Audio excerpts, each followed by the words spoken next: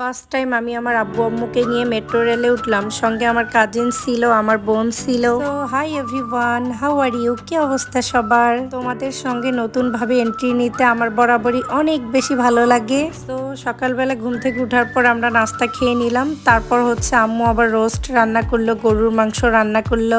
বাসায় কিন্তু আমরা অনেক লেট করে ঘুম থেকে উঠি, বাট আব্বু আম্মু আসলে অনেক সকালবেলা উঠা হয়। আর বাসায় যদি আম্মু আসে তাহলে কিচেনের দায়িত্বটা আম্মুর কাঁধেই পড়ে। আমরা সবাই মিলে অনেক মজা করি। তো লাঞ্চ করার পর সবাইকে বললাম চলো তোমাদেরকে মেট্রো রেলে একটু ঘুরাই নিয়ে আসি। তারপর আমার বোন বললো ও নাকি বসুন্ধরায় যাবে কিছু কেনাকাটা করতে। পরে ভাবলাম যে কারওয়ান বাজারে নেমে যাবো নি। এখানে আমি, আমার হাজবেন্ড আর আমার বোনের হাজবেন্ড বাদে সবাই এখানে ফার্স্ট টাইমই মেট্রো রেলে উঠছিল। ওরা অনেক বেশি এনজয় করছে, এটা আমার তো অনেক ভালো লাগছে। তারপর সবাই মিলে আমরা বসুন্ধরায় চলে আসলাম। ওখান থেকে আমার বোন আবার অনেকগুলো ড্রেস কিনলো। মেয়েরা যারা জব করে তাদের কিন্তু অনেকগুলো ড্রেস লাগে। তো আমার বোন এখান থেকে ব্লকের কিনলো, বাটিক কিনলো, আর কি কি জানি কিনছিল। তারপর ওর কেনাকাটা শেষ করে আমরা আবার কারওয়ান বাজার থেকে শেওড়াপাড়া মেট্রো রেলে চলে আসলাম। বাসায় আসার পর আম্মুকে বললাম নাস্তাটা আমি বানাই, তুমি তো সারাদিন অনেক রান্না বান্না করতেছো। পরে সবাইকে আমি বললাম তোমরা কি খাবা, তারা নাকি হোয়াইট সস পাস্তা খাবে, সেটাই বানিয়ে দিচ্ছিলাম। বাহিরে খেতে চাইছিলাম, বাট আমার আব্বুর লিভারের সমস্যা, পেটে অনেক ব্যথা হচ্ছে, খেতে পারে না।